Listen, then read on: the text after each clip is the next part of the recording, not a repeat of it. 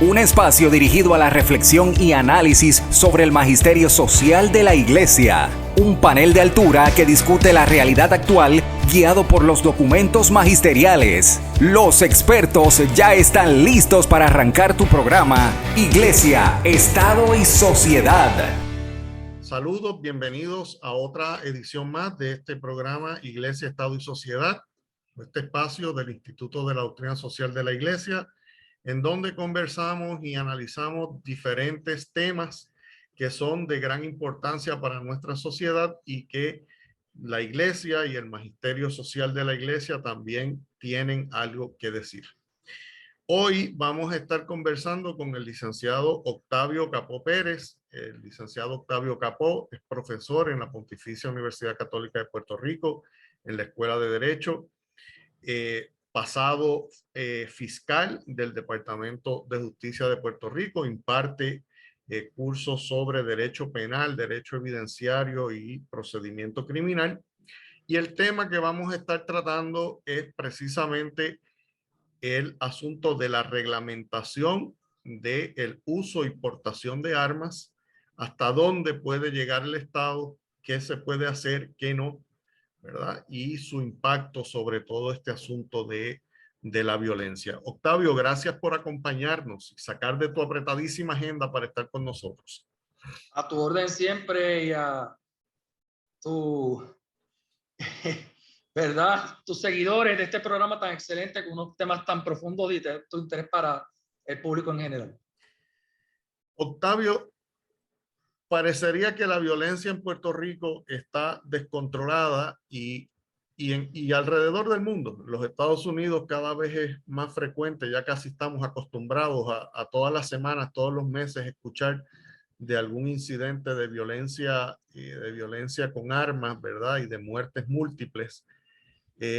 Y ciertamente no es el único factor, pero tiene gran, ¿verdad? Tiene gran impacto el asunto del derecho a portar y a tener armas en los Estados Unidos. Y me gustaría, para el beneficio de nuestro público, que nos expliques, ¿verdad? ¿Qué es eso del derecho a tener y portar armas? ¿De dónde es que sale tal derecho?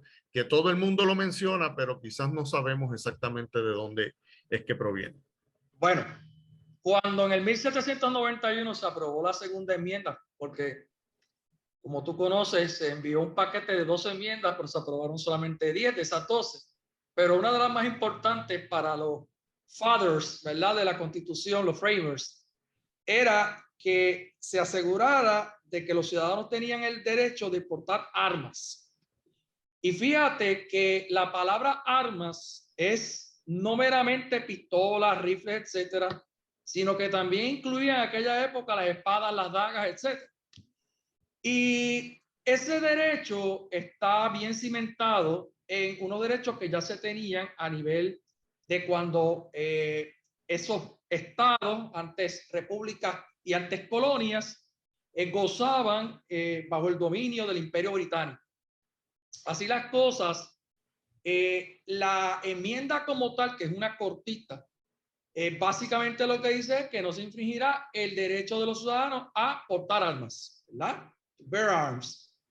Y ese derecho vino a respetarse, ¿verdad?, sobre la marcha en el siglo XVIII, siglo XIX, siglo XX, hasta que llegamos al siglo XXI, cuando recientemente, como el 23 de junio de 2022, el Tribunal Supremo de los Estados Unidos emitió una opinión en el famoso caso de New York State Rifle and Pistol Association versus Bruin, que es el superintendente de la policía de Nueva York.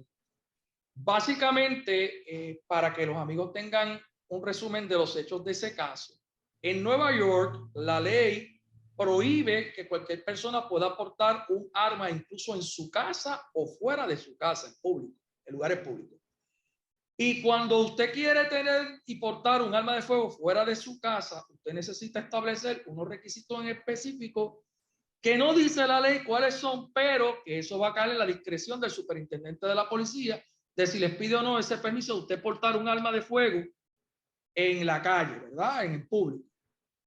Estos dos individuos que son miembros de esta asociación, que se llaman Brandon and Robert Nash, estos dos individuos se dice en el caso que son dos ciudadanos que obedecen la ley, no tienen problemas de antecedentes penales, etcétera.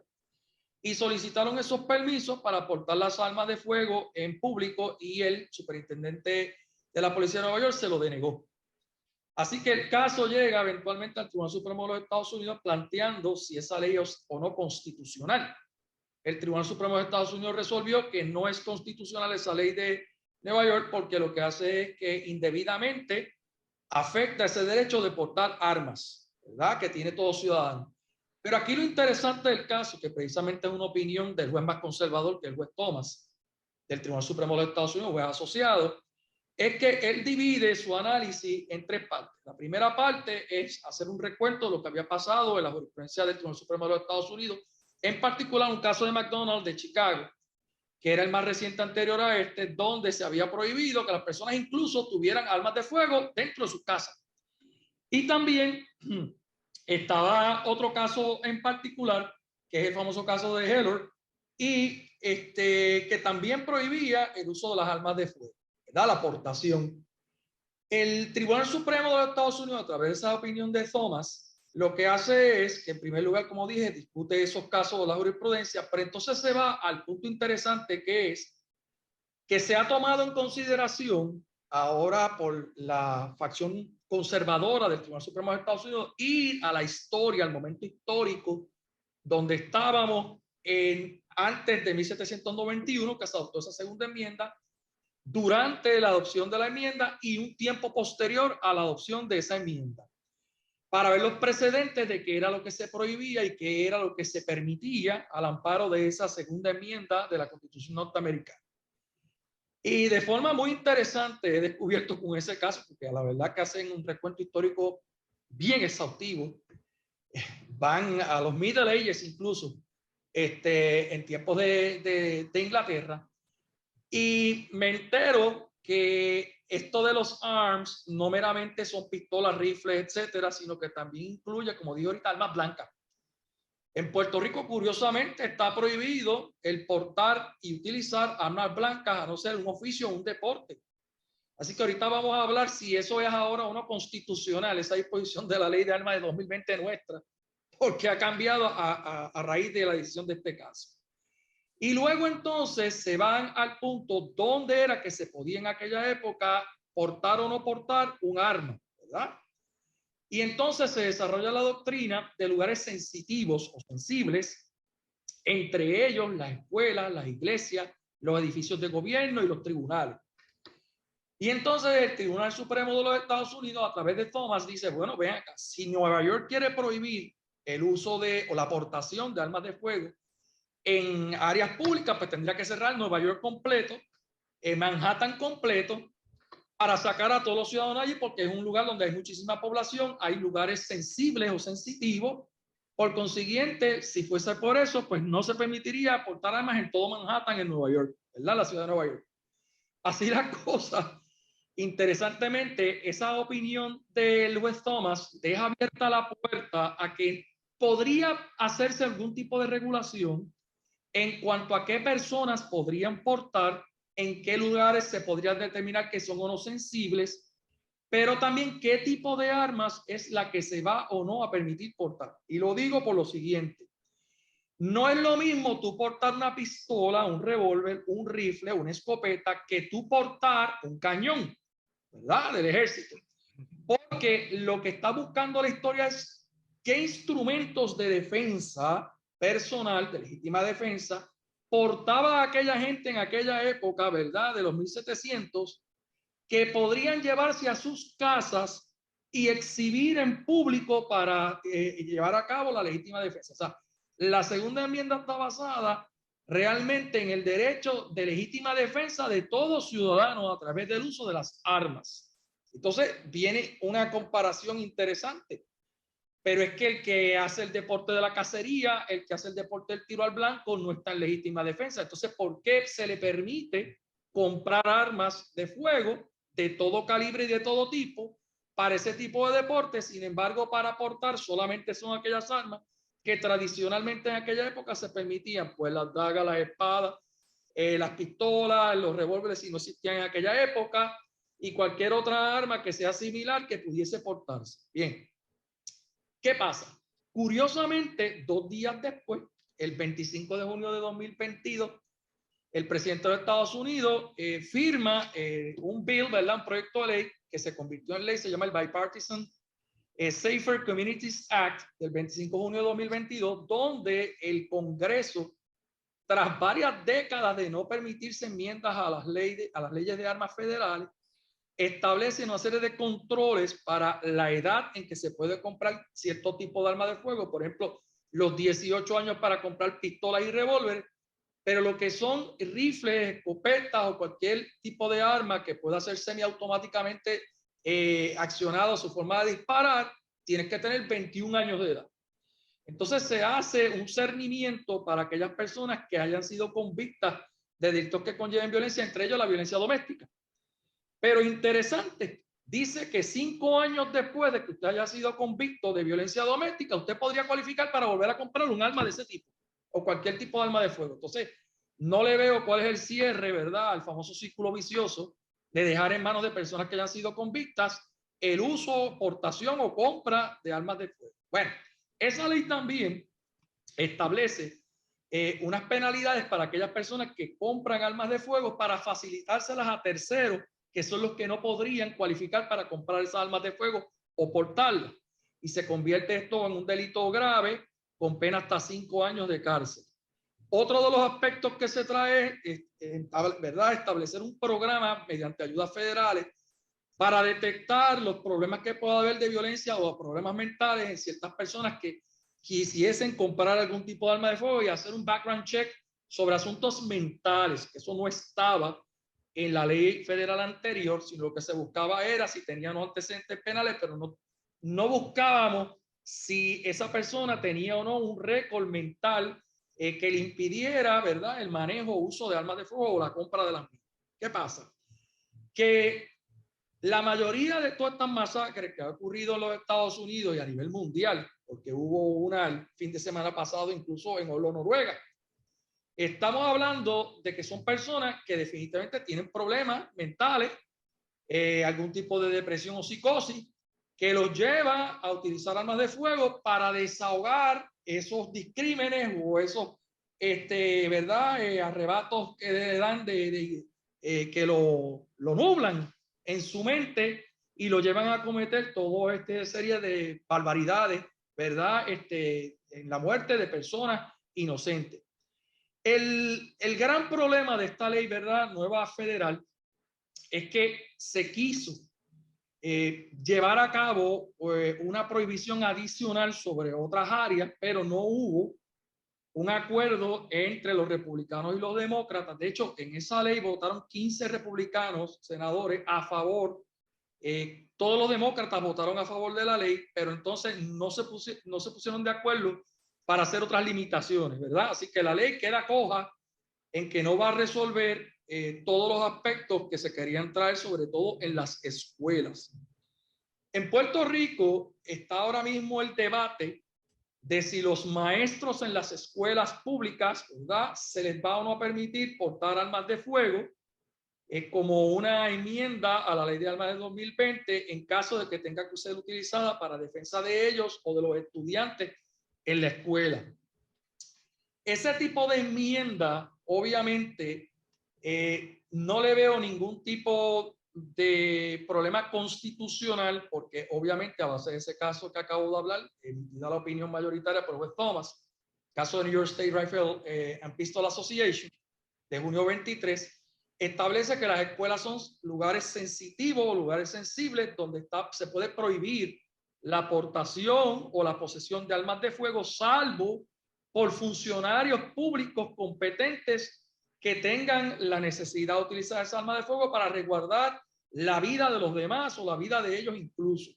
Así que no entiendo que haya ningún problema en cuanto a eso. Pero, en resumen, mirando la jurisprudencia del Tribunal Supremo de Estados Unidos que controla Puerto Rico, porque aunque Puerto Rico todos sabemos que es un territorio que ahora a base del caso de United States versus Baello, que es un caso que tocó bien fuerte, ¿verdad? A Puerto Rico, el caso famoso del Supplemental Security Income.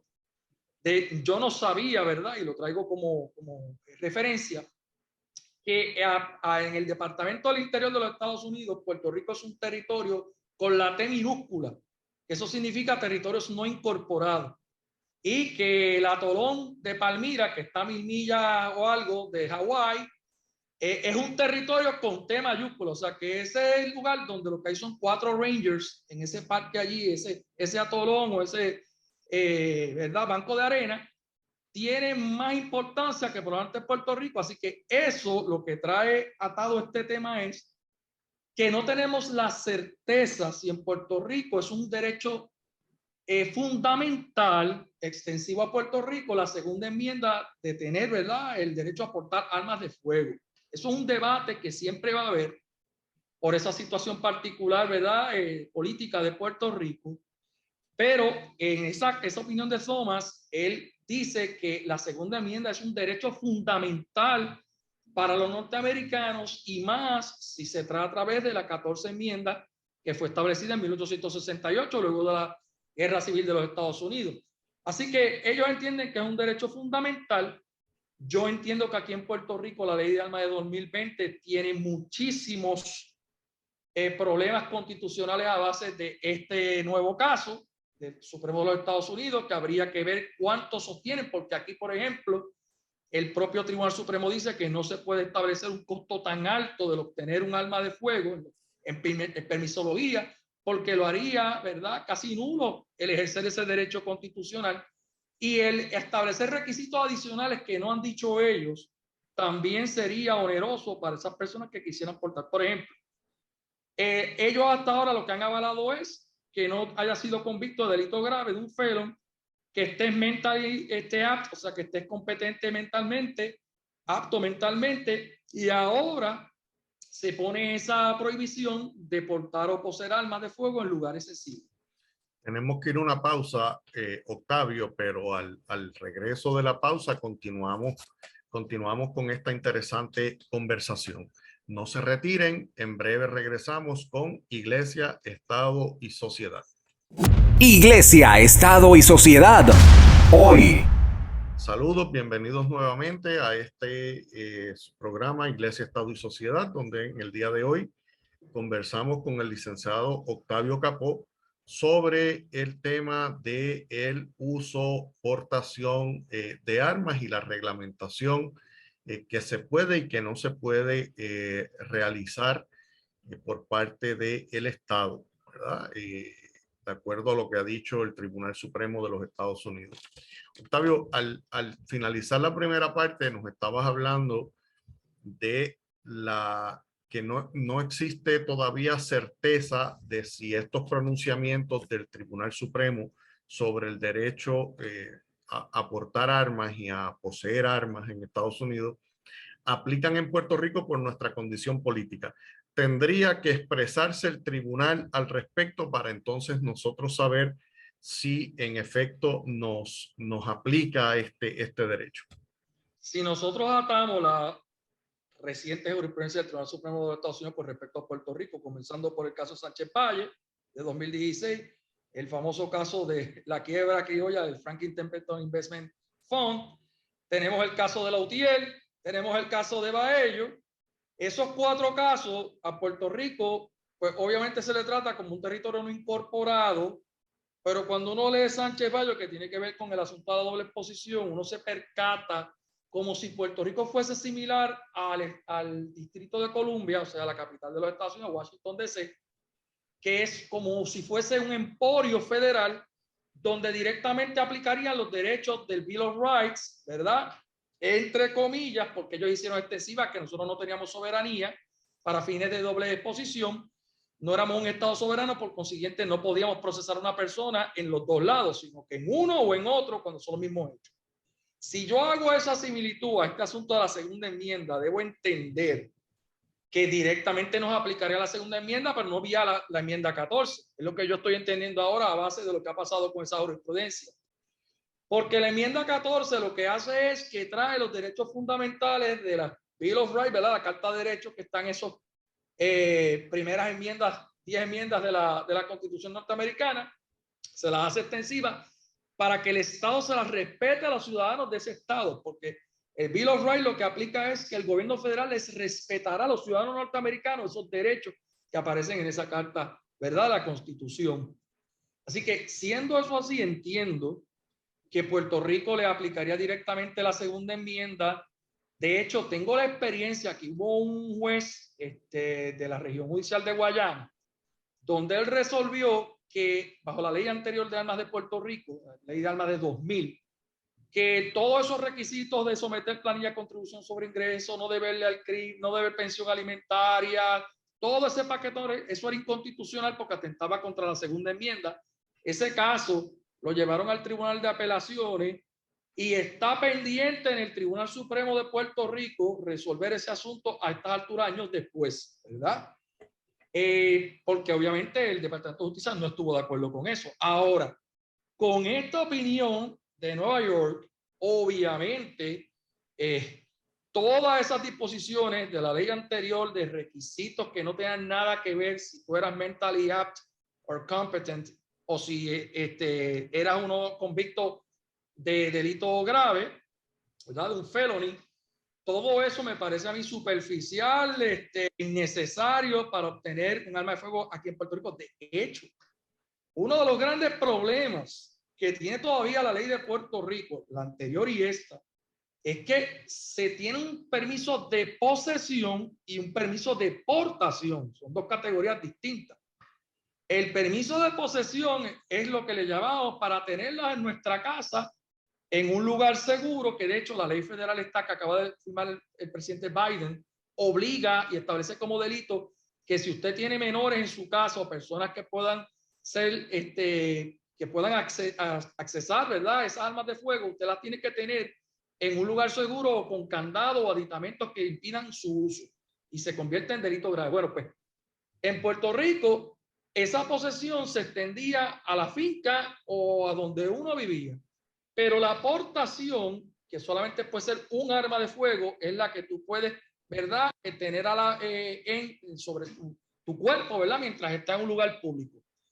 Pero este caso de Nueva York prohibía el tener armas en público, ¿verdad?, de forma conspicua, porque tú tenías que establecer, por ejemplo, que tú habías recibido una amenaza recientemente de muerte. De lo contrario, tú no tenías derecho a portar armas de fuego en lugares públicos. Puerto Rico tiene algo un poquito similar en cuanto a la aportación, porque ya esa categoría es como si tú tendrías que establecer al Estado que tú tienes un temor, que cargas con dinero, que tienes un negocio, etcétera, que has sido víctima de violencia doméstica o de acecho, y todo eso no me parece que va a tener mucho futuro si se le hace un análisis con respecto a esta jurisprudencia reciente del Tribunal Supremo de Estados Unidos, porque dicen, mire, esas condiciones en ningún lado estaban en la época en que se fundó la nación norteamericana, the founding era, y entonces, pues, lo importante es aquí que el que tú tengas un arma de fuego, el propósito, lo que está detrás es proteger tu persona en caso de que tú quieras defender, ¿verdad?, legítimamente tu vida o la de otro. Fíjate, Octavio, me gustaría, ¿verdad?, que analicemos un poco dos cosas. Número uno, ¿qué es lo que, cómo se reglamenta en Puerto Rico el asunto de las armas, de acuerdo a lo que nos dice la ley de armas? Pero también el punto fundamental de que en Puerto Rico la violencia con armas no tiende a ser una violencia de tipo terrorista ni de casos extremos de salud mental, salvo algunos casos de violencia doméstica, sino que es más relacionada al tráfico de drogas y la violencia entre las personas que se involucran en ese mundo, y en donde la mayor parte de las armas llegan de manera ilegal. Entonces, ¿qué control, si alguno, verdad, tiene Puerto Rico sobre ese asunto del tráfico ilegal de las armas, ¿verdad? Me gustaría que nos abundaras un poquito sobre estos dos. Bueno, tú tienes toda la razón, ¿verdad? El problema grande en Puerto Rico no son los que tienen el permiso para poseer o portar armas de fuego. El problema aquí son los que utilizan armas producto del tráfico ilegal de armas, ¿verdad? En Puerto Rico, siendo una isla, curiosamente no sabemos cómo entran aquí las armas, porque la única manera son o en barco o en avión. Así que, o por el correo que viene, o en barco o en avión. No hay ninguna otra manera. En las armas caseras, ¿verdad? Te lo digo por experiencia como abogado y como exfiscal, son muy pocas las que tú ves que se fabrican realmente de ciertas piezas hechas acá. Así que el problema grande está en Puerto Rico, cómo vienen todas estas armas, la mayoría vienen en piezas, luego se juntan esas piezas para hacer el arma de fuego. Hay muchas armas que no han entregado personas que, ¿verdad? Dejaron vencer sus licencias, personas que han fallecido, etcétera.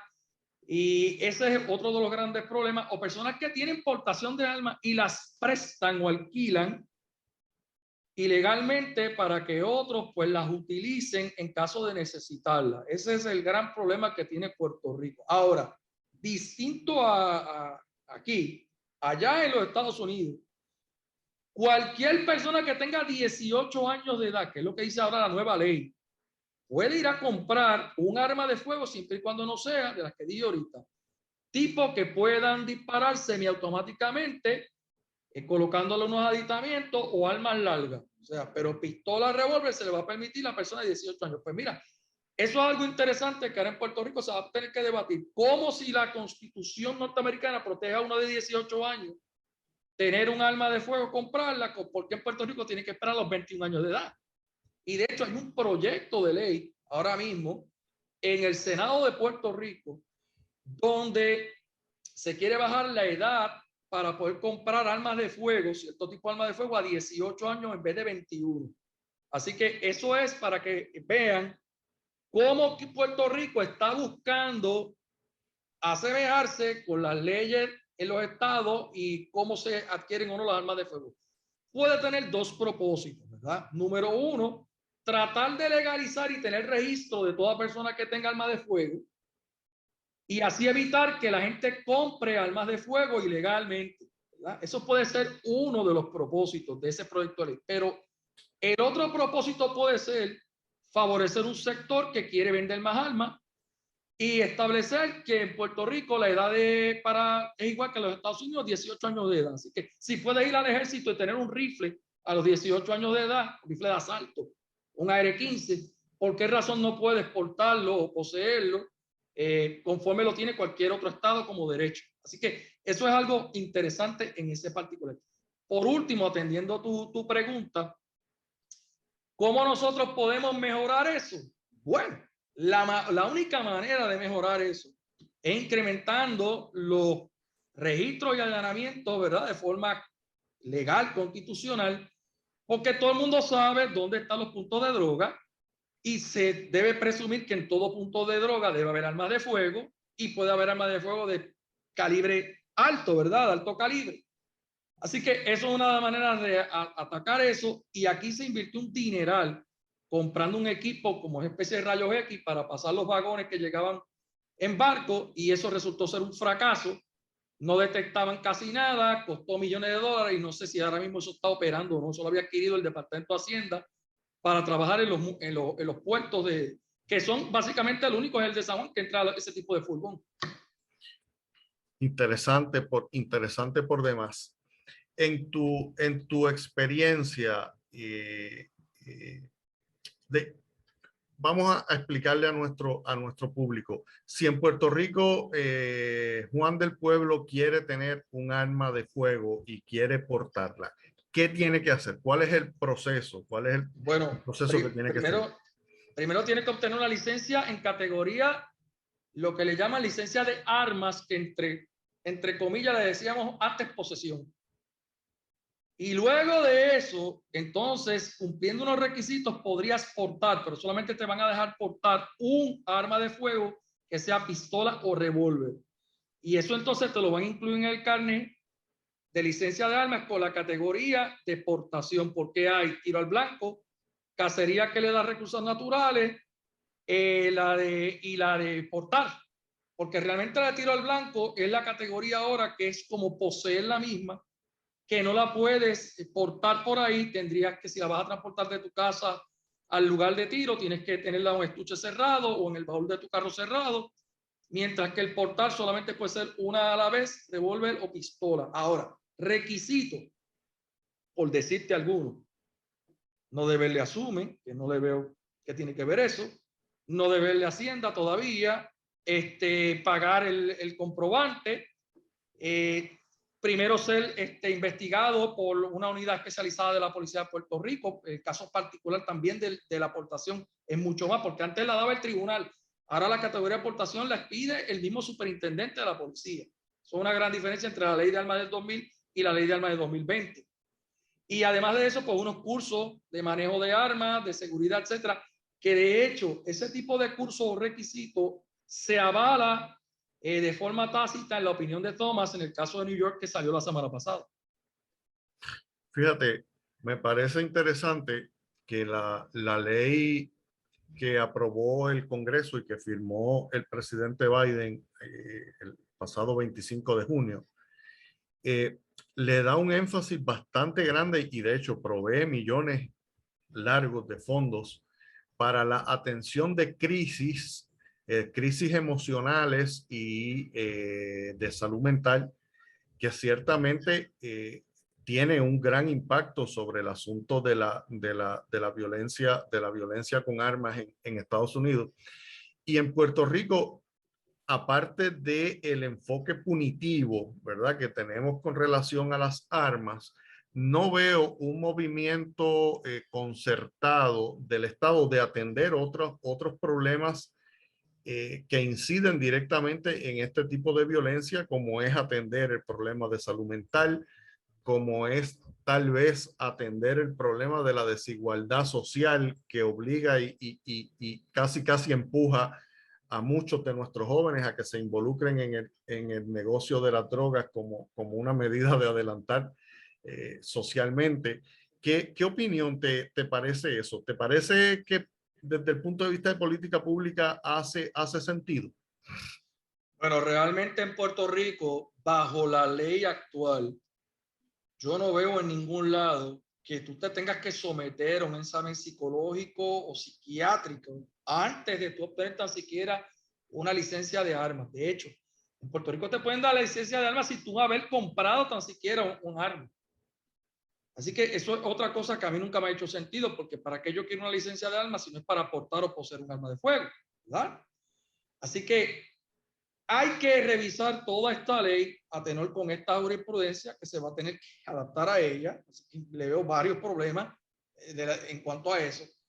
Pero tiene Puerto Rico la oportunidad ahora, porque Puerto Rico está incluido dentro de precisamente de esos fondos federales que se van a repartir, de establecer unos programas para atender la violencia doméstica, porque precisamente y de forma expresa allí se menciona en esa ley que firmó el presidente el 25 de junio, atender los problemas de acecho, atender los problemas mentales, ¿verdad? Y atender el asunto que no tanto en Puerto Rico, porque acá siempre ha sido 21 años para comprar cualquier arma de fuego. Allá empieza a los 18, cierto tipo de arma, y 21 otro tipo de arma de fuego.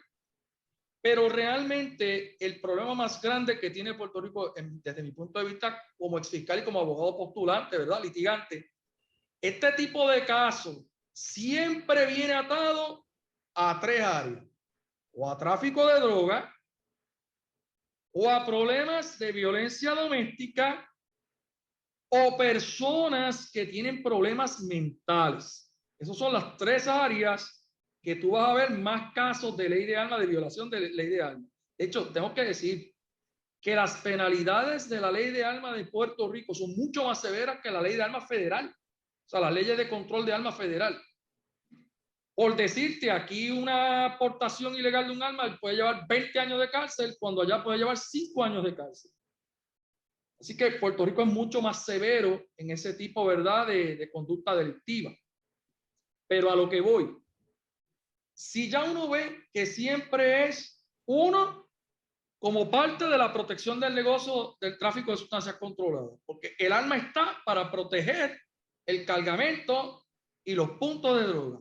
Dos, el problema de violencia doméstica se lo ataques mentales del que sea injustificado, el uso de la violencia como represalia o venganza. Y tercero, las personas que tienen problemas mentales, pues ya es un tipo de persona que tiene cierto tipo de estar propenso a incurrir en actos delictivos de forma violenta, y si vea un arma de fuego a su alcance, pues la va a utilizar. De hecho, mira, déjame decirte, yo he visto casos donde le regalan de Navidad a un niño de 13 años un rifle de perdigones. Y me acuerdo como era un caso donde un niño, enseñándosela a su vecinito que tenía 5 años de edad, le disparó un ojo y se lo vaciló. Eso fue así. Y tengo caso, por ejemplo, la experiencia de un vecino que perdió la paciencia por 2 pulgadas de verja y de colindancia y le vació una pistola al otro vecino. Así que fíjate la gama. Y vimos el otro día ese incidente en Sidra, donde este individuo, que lo están buscando todavía, el tal, una ganga, no me acuerdo ahora cómo el apodo de él, que mataron a 5 y todo el mundo vio los vídeos, ¿verdad? Los visuales de lo que pasó esa noche allí en ese lugar de expendio de bebidas embriagantes. Así que esos son los tipos de áreas que más énfasis hay que darle en Puerto Rico. Muy bien. Te agradezco profundamente tu participación. Octavio, se nos ha terminado el tiempo del programa. Definitivamente tenemos tela para cortar y trabajo por hacer, ¿verdad? No solamente le podemos dejar al Estado y al gobierno el asunto de atender el problema de la violencia. Cada uno de nosotros podemos aportar en nuestro grano de arena, comenzando con la educación de nuestra propia familia y involucrarnos en nuestra comunidad, en aquellas personas, niños principalmente y jóvenes que sabemos que son vulnerables, enseñarles que hay otro camino en la vida que no es la violencia ni el narcotráfico ni las armas, y le hago un llamado a nuestra audiencia a que así actúen. Sin más, nuevamente te agradezco, Octavio, a ustedes tu disponibilidad, y nos vemos la próxima semana en otra edición más de su programa Iglesia, Estado y Sociedad. Que tengan muy buen día. Iglesia, Estado y Sociedad es una producción del Instituto de Doctrina Social de la Iglesia de la Pontificia Universidad Católica de Puerto Rico. Tienes una cita la próxima semana a esta misma hora, porque el análisis y la reflexión continúan. Iglesia, Estado y Sociedad, una producción de la Pontificia Universidad Católica de Puerto Rico.